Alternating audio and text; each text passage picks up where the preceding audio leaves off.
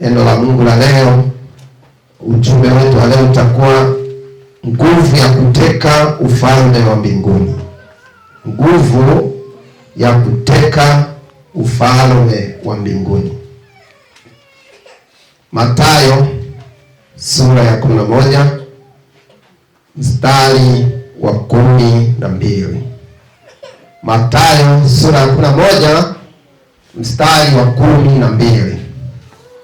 Neno linasema, tangu siku za Yohana Mbatizaji hata sasa ufalme wa mbinguni upatikana kwa nguvu, nao wenye nguvu wauteka. Haleluya! Neno la Yesu hili, habari za Yesu ni neno la Yesu mwenyewe. Tangu siku za Yohana Mbatizaji ufalme wa mbinguni unapatikana kwa nguvu. Kwa nini nakueleza habari hizi? Nini maana ya kuteka ufalme wa mbinguni? Ni kuzishika amri zake na kujazwa Roho Mtakatifu. Hizo ndizo nguvu anataka. Hataki kingine.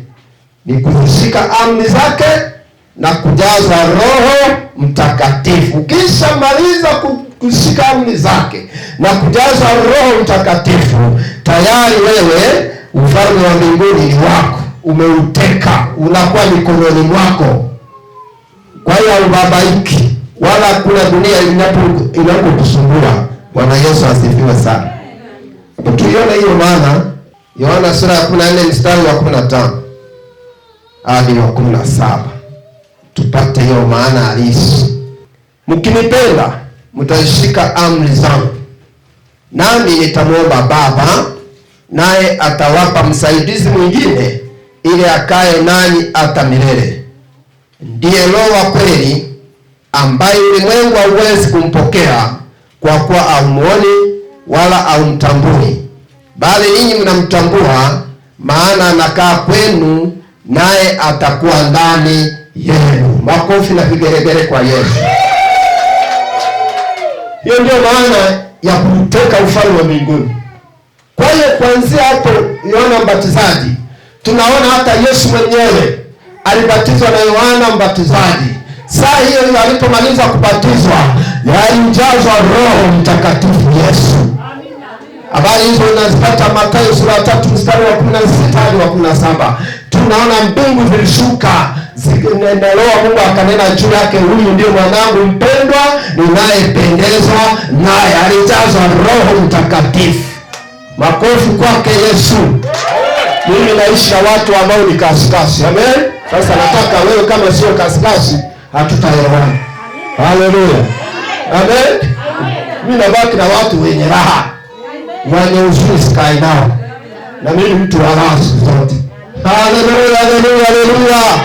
Mshangilie Yesu kwa sababu tumeteka ufalme wa Mungu. Amen. Ukitaka nibarikiwe na wewe ucheke. Ngine na wewe ucheke, hatuelewani. Amen. Kwa sababu tayari leo nakufundisha jinsi ya kuteka ufalme wa mbinguni. Sitaki ubaki kwenye huzuni wala kwa kulia wala kwa kuhuzunika. Uwe mwenye nguvu na mwenye kucheka miaka yote. Jina la Bwana libarikiwe. Kwa hiyo unachokihitaji ni kushika amri zake. Ukishashika amri zake utajaza Roho Mtakatifu. Ukishajaza Roho Mtakatifu, dunia haikusumbui wala ulimwengu haukusumbui, kwa sababu una mwalimu mwenye nguvu. Ndio maana akasema ulimwengu hauwezi kumpokea, bali ninyi mtampokea, kwa sababu anakaa ndani yenu, atawafundisha yote na kuyashika yote. Ni Roho Mtakatifu ndio kuteka ufalme wa mbinguni. Jina la Bwana libarikiwe. Msikilizaji wangu unayenitazama, unayenisikia dunia nzima, ndio habari hiyo. Ukiokoka unayapata hayo. Jina la Bwana libarikiwe. Kwa ndio maana akasema ulimwengu hauwezi kumpokea. Maana yake ni nini? Wale ambao hawajamwamini Yesu hawawezi kumpokea huyo Roho Mtakatifu. Anatoka kwa Yesu mwenyewe. Ukisha kumalizwa kuokoka ukamwamini Yesu, ukakiri kwa kinywa chako kwamba Yesu ni Bwana na Mwokozi, yeye analeta ubatizo wa Roho Mtakatifu kwako. Haleluya. Wachungaji watakwenda kupeleka kwenye maji wa kubatiza kwa maji, lakini Yesu anakubatiza kwa Roho Mtakatifu. Tayari hapo unakuwa umeuteka ufalme wa mbingu. Hakuna dunia kukusumbua tena. Yesu wetu asifiwe sana. Hebu mambo ya kuzingatia ili ufanikiwe. Mambo ya kuzingatia ili ufanikiwe, yaandika hayo. Kuna mambo ambayo unapaswa kuyazingatia ili ufanikiwe kuuteka ufalme wa mbinguni. Moja, utayari. Waefeso sura ya 6 mstari wa 14 hadi wa 17. Basi simameni hali mmejifunga kweli viunoni, na kuvaa dirii ya haki kifuani, na kufungiwa miguu tayari tupatao kwa injili ya amani. Zaidi ya yote mkiitwaa ngao ya imani, ambayo kwa hiyo mtaweza kuizima mishale yote yenye moto ya yule mwovu. Tena ipokeeni chapeo ya wokovu na upanga wa Roho, ambao ni neno la Mungu. Bwana Yesu asifiwe sana. Utayari. Mtumishi wa Mungu Paulo anawaandikia Waefeso waliokuwa wameokoka kama mimi na wewe, kwamba basi simameni hali mmejifungia viunoni kweli. Kinachohitajika ni ukweli na utayari. Miguu yako iwe na utayari wa kuitenda kazi ya Mungu. Usiwe mtu wa kulazimishwa, usiwe mtu wa kusukumwa. Wakisema twende, hamna vya stili, nilikuwa sijajipanga, nilikuwa sijali. Ni utayari. Kisha kwa na utayari huo, tayari umejitengenezea kuuteka ufalme wa mbinguni. Jina la Bwana libarikiwe. Amen. Lakini kuna watu leo ambao bado mpaka wanasukuma, hata wakisema kwamba Jumapili kuna changizo fulani, tunataka kufanya harambee kwa ajili ya ujenzi wa kanisa, anakwepa.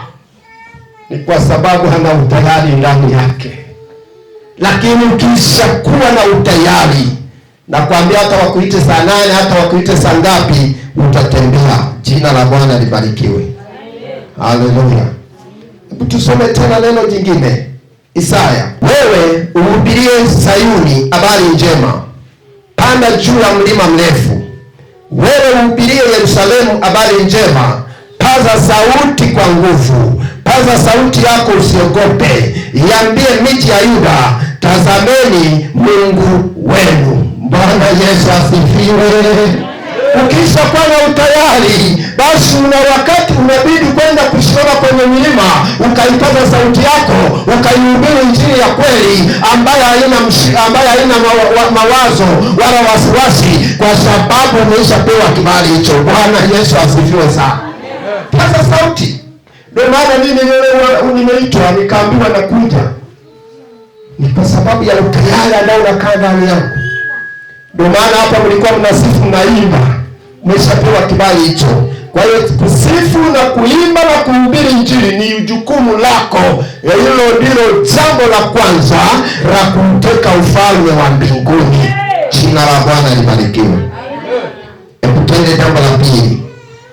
Jambo la pili ambalo litakufanya ufanikiwe, kujitoa moja kwa moja kutumika katika ufalme wa Mungu. Kujitoa moja kwa moja kutumika katika ufalme wa Mungu. Hapo ndicho kinahitajika kwako. Kujitoa moja kwa moja kutumika katika ufalme wa Mungu. Hosea sura ya 6 mstari wa 1 hadi wa 3. Njoni tumrudie Bwana, maana yeye amelalua na yeye atatuponya. Yeye amepiga na yeye atatufunga jeraha zetu. Baada ya siku 2 atatufufua. Siku ya 3 atatuinua, nasi tutaishi mbele zake. Nasi na tujue, naam, tuendelee kumjua Bwana. Kutokea kwake ni yamkini kama asubuhi, naye atatujilia kama mvua ya vuli inyeshavyo nchi. Jina la Bwana libarikiwe. Hili ndilo jambo, kujitoa moja kwa moja. Yawezekana ulikuwa unaenda mbali na Mungu, lakini kwa neno hili yeye amesema basi njoni tumrudie Bwana. Mrudieni Bwana, na Bwana yeye amesema amelalua, anaponya. Yapo mateso ambayo umeteseka. Leo ukimwamini na kujijua kwamba ninapaswa kuuteka ufalme wa mbinguni, hayo mateso uliyotabika miaka mingi leo yanaondolewa kwa jina la Yesu. Kwa neno hili utaondoka unalia. Wewe uliye na watoto utazaa. Wewe ambaye umetabika na maradhi na magonjwa, Yesu yuko hapa, amesema siku 2-3 utakuwa una mateso tena. Jina la Bwana libarikiwe. Amesamehe, amepiga, lakini leo anasamehe, kwa sababu umejua jinsi ya kuteka nini, ufalme wa mbinguni. Jina la Bwana libarikiwe. Haleluya. Msikilizaji wangu na wewe unayenitazama, basi leo nakuhubiria hii Injili. Ukimwamini Yesu, hayo ndio unayapata. Haijalishi umemtenda Mungu dhambi za aina gani, haijalishi umekaa kanisani kwa kufuata wengine bila kujua, lakini leo amesema amelarua, anaponya na anakusamehe. Jikubali na uache maovu yako na Bwana akuhurumie. Jina la Bwana libarikiwe. Haleluya. Hebu tusome tena kitabu kingine, Isaya 11 mstari wa 2 hadi 4. Na roho ya Bwana itakaa juu yake, na roho ya hekima na ufahamu, na roho ya shauri na uweza, na roho ya maarifa na ya kumcha Bwana. Na furaha yake itakuwa katika kumcha Bwana, wala